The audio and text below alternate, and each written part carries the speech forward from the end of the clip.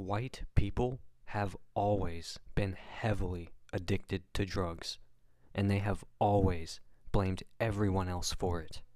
For centuries, white societies have been drowning in drugs.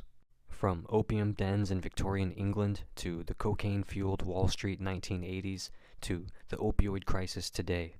They mass produce and export drugs and then act shocked when addiction spreads.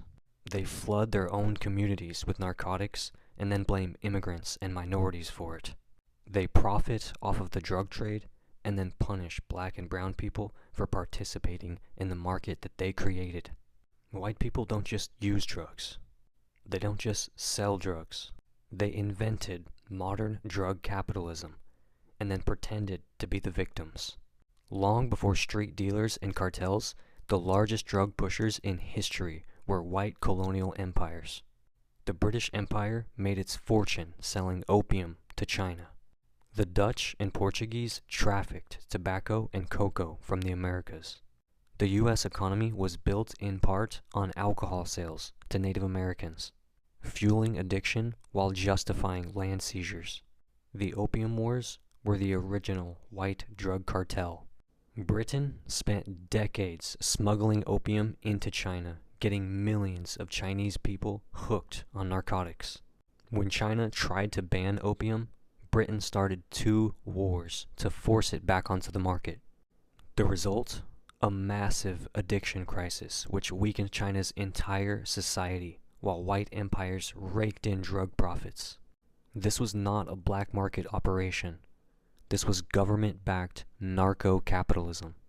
And yet, white history books barely mention it.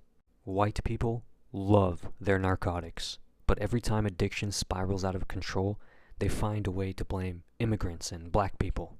In the 1800s, white Americans got hooked on opium, so they blamed Chinese immigrants for running opium dens. In the 1920s, white America was drowning in cocaine, so they claimed that cocaine-crazed black men were attacking white women.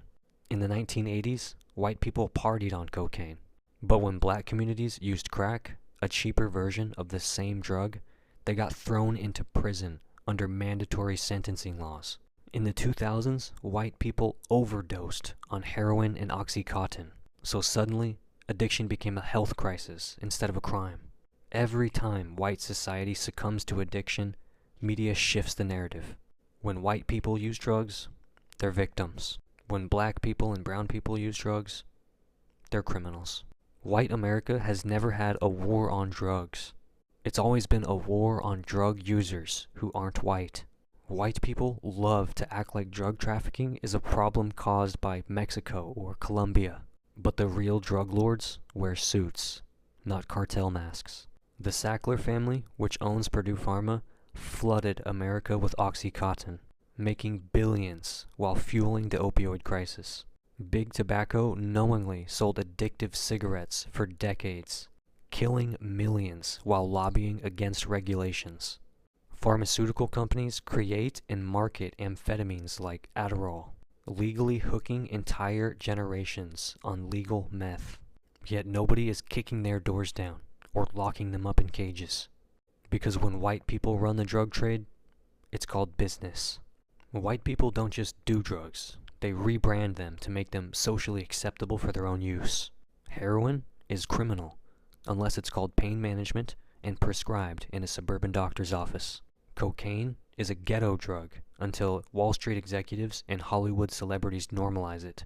Marijuana was demonized as a black and Mexican drug until white entrepreneurs could make a profit off of dispensaries. Psychedelics were criminalized when utilized by indigenous cultures, but became a wellness trend when white influencers discovered them. If it's in a black or brown community, they call it a crack house. If it's in a white community, they call it a wellness retreat. A poor black person doing mushrooms is a junkie, while a rich white tech bro doing mushrooms is biohacking. A homeless person on opioids is an addict, while a white soccer mom on prescription opioids is struggling with a disease. White people don't just steal land, music, and labor. They steal entire drug cultures, clean up the branding, and then sell it back to the world. White capitalists mass produce drugs. White politicians criminalize drug use, unless the users are white. White doctors overprescribe opioids to their own communities. White media blames everyone else when addiction spirals out of control. And now, after centuries of creating the very crisis they claim to fight, white Americans want to be seen as the victims. They ignored the crack epidemic in black neighborhoods. They demonized Mexican and Colombian drug traffickers. They jailed millions of black and brown people for minor drug offenses. But now that white people are overdosing in record numbers, suddenly it's a public health crisis. Suddenly, addiction isn't a crime, it's a disease. Suddenly, they want treatment instead of punishment. White people will never admit that their society has been hooked on drugs for centuries, because that would mean accepting responsibility for the crisis they created. White America has never been against drugs. They were only ever against black and brown people having access to them. Cope.